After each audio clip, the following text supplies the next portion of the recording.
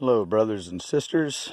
Today is June 25th, year of our Lord 2021, and this is my book from 1873. It's a book of newspapers.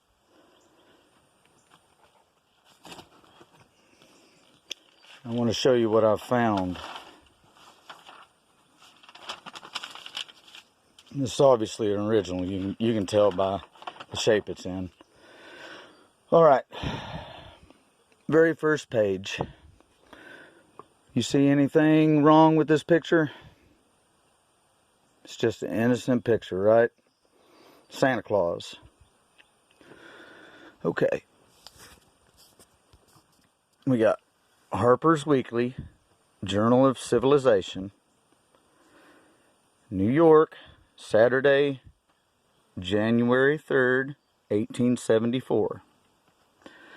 Now, the first thing that caught my eye when looking at this picture, because in the time we live in, I've gotten accustomed to be able to spot out propaganda very easily. And I believe this is nothing more than propaganda. Propaganda from the enemy. Now, I can verify this by several things. Let's start at the top. Okay. At the very top, we have a picture of someone handing someone else light, bearing light, handing it to someone else. Now, if I'm not mistaken, wasn't Lucifer the light bearer? Let's go over here to my, I don't know if you can see it, but this is Webster's New College Dictionary from, let's see, 1961. Let's see what the definition of Lucifer is. Here it is. Lucifer. Lucifer, bringing light, the morning star.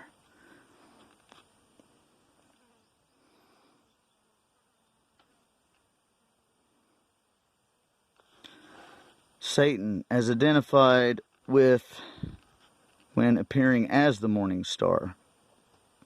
Okay, so back over here. We got a picture of Lucifer bearing the light. And we go on down to the main picture. Now, what I see when I see this, first thing that popped out to me is in the foreground, they want you focused on this. Materialism. Not the church. See the church? Can't see it for the trees, but it's back there. They want you focused on this. Now, what does the Bible say about materialism? What does Jesus say about materialism? Let's go to the Bible here. It says, teachings on treasures in heaven. It says, Jesus said, this is in Matthew chapter 6, verse 19. Lay not up for yourselves treasures upon earth, where moth and rust doth corrupt, and where thieves break through and steal. But lay up for yourselves treasure in heaven, where neither moth nor rust does corrupt, and where thieves do not break through or steal. For where your treasure is, there will your heart be also. The light of the body is in the eye. If therefore thine eye be single, thy whole body shall be full of light. But if thine eye be evil, thy whole body shall be full of darkness. If therefore the light that is in the darkness, how great is the darkness. No man can serve two masters, for either he will hate the one and love the other, or else he will hold to the one and despise the other. You cannot serve God and mammon. Mammon. What is mammon?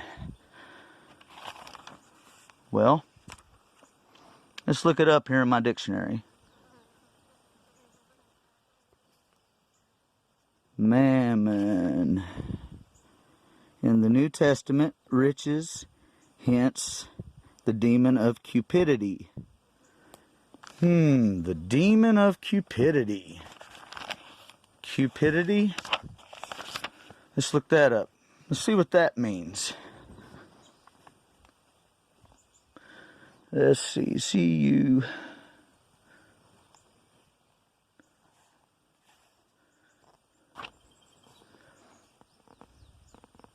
Here it is. Cupidity.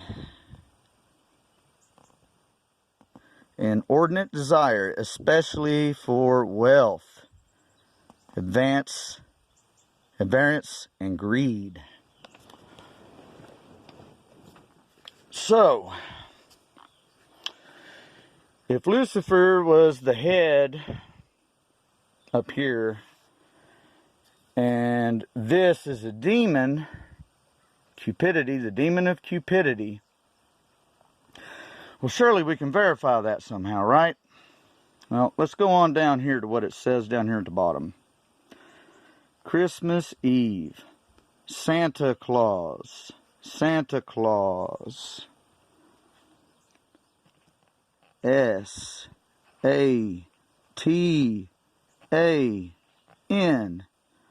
Spells Satan. L-U-C-A-S spells Lucas, which comes from the root word lux and lumen, which means bright and shining. So, we have a demon waiting for the children to get to sleep. What does the Bible say about being vigilant, which is the total opposite of being asleep? All right, let's go to 1 Peter chapter 5, verse 8. It says, "Be sober, be vigilant, because your adversary the devil, as a roaring lion, walketh about, seeking whom he may devour." Lion. What do lions have? Do they have claws? They're just waiting for you to be not vigilant. Your children, by the way. This is in 1874, so they would have been talking about the people who were around the turn of the century when they were adults. That's who they're after here. Now, I know, it's all coincidence, right? Where's your real proof? Where's your real proof? Okay. Remember where I was telling you guys earlier about they want you focused on this, materialism and worldly things, instead of the spiritual back here that you have to look to find? Pay attention to what's at the very top of this steeple. Friends, that's not a cross. That's an upside down cross. And I think we all know what that means. So, as your independent fact checker, after studying this picture for a few days, I'd like to verify that Santa Claus is not innocent. And if you're a Christian and you're teaching your children to worship him and what they can get, that is 100% anti what Jesus taught. Jesus taught us that we're all equal. And it doesn't matter how many possessions you have. That doesn't make you any better than anyone else. This is the demon of coveting, in my opinion. You guys see anything else in this picture? If you do, just leave a comment. God bless you all. Bye.